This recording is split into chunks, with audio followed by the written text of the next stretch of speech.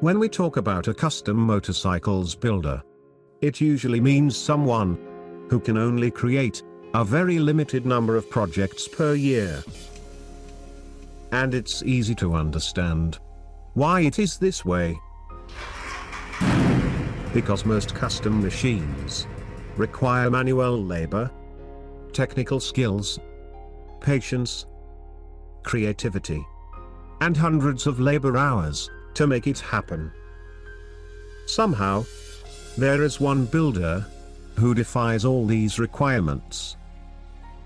100 custom machines is definitely an extraordinary achievement. And this impressive triumph was created specifically to celebrate precisely that. Welcome to racertv. If we compare this stunning machine with the majority of custom Triumphs ever built, it is easy to see this is a very special one. Mixed with some vintage details. A very interesting combination, worth seeing and admiring. No wonder it was built by one of the world's most experienced custom builders with Triumph Motorcycles. And this one is their number 100 build. Very impressive indeed. I'm sure you already know who I'm referring to, but I am going to say it anyway.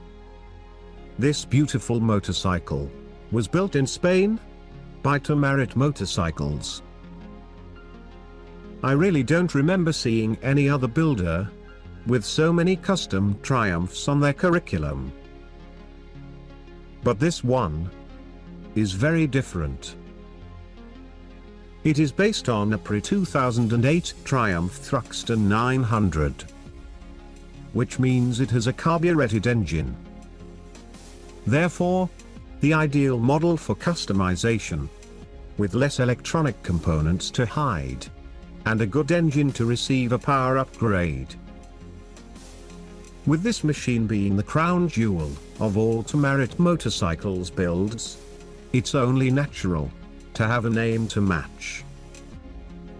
Jade, a much used mineral in some cultures, as jewelry, and for ornaments, mostly known for its green varieties. And this explains the color. The first time I saw this Triumph, I couldn't help but to be marveled with all the tiny details, and this awesome stance. The weight distribution may look like it has a heavy front and a light rear end. But that's exactly why it looks so good and different from the usual Triumph's approaches. This half fairing definitely plays an important part on the equation. It is based on an old fairing from the 70s. There were two slightly different versions of it, produced by Avon and Rickman. One of the things I like most about this work is the way it was installed. Notice how this section follows the underline of the fuel tank. It really seems to have a perfect connection with this project. You are probably wondering, there is not enough space between the fairing and the front wheel. In a way, you are right. Strangely, the fender looks too far from the tire. But if we forget this particular fender, I can assure you there's enough room for the tire. You can see it clearly on this other Tamarit's project, with a similar fairing. The trick is on this curved section. And this is why this type of half fairing was always one of my favorites. Another interesting thing about this matter is this voluptuous belly pan. I am sure it is not for everyone's taste.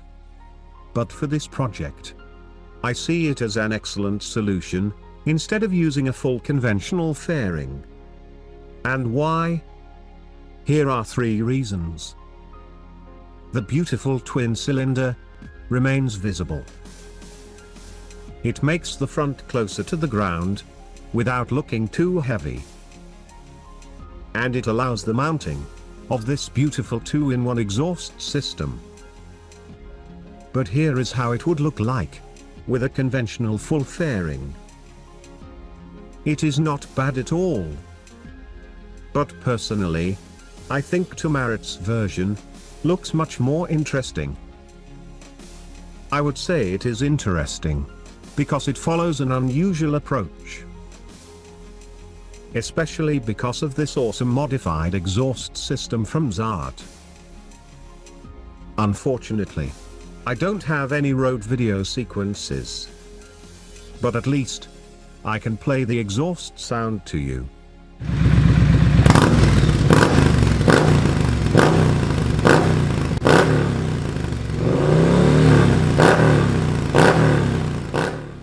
As you probably know, Tamarit Motorcycles has on their website a very extensive list of custom parts for Triumphs. Therefore, it is only natural to have some of those parts on the Jade project. But the major modifications are completely new, with handmade items. This seat and the central suspension are on that category. I think these 2 items match each other in perfection. Especially these whole plates. They remind me of an airplane's wing structural skeleton. Another interesting fact is the swing arm, which was stretched. I believe this was an excellent solution to bring some balance to the overall stance. Otherwise, the half fairing would look too big and heavy. And this leads us to a very interesting question. Can we create a similar project, but using the new Triumph bobber? No, not exactly. Interestingly, the Tamarit team tried something a bit similar on this other project. As you see, the Triumph bobber turns out being very different from the Thruxton 900. It looks too heavy and horizontal when compared with the Jade project. And I think Tamarit's team probably also realized this. But what is important to say is that they created a new and refreshing approach with the good old Triumph Thruxton 900. I don't remember seeing any other project like this one. I have to congratulate Tamarit Motorcycles not only for creating this stunning and bold project, but especially for finding 100 different ways of modifying a Triumph motorcycle.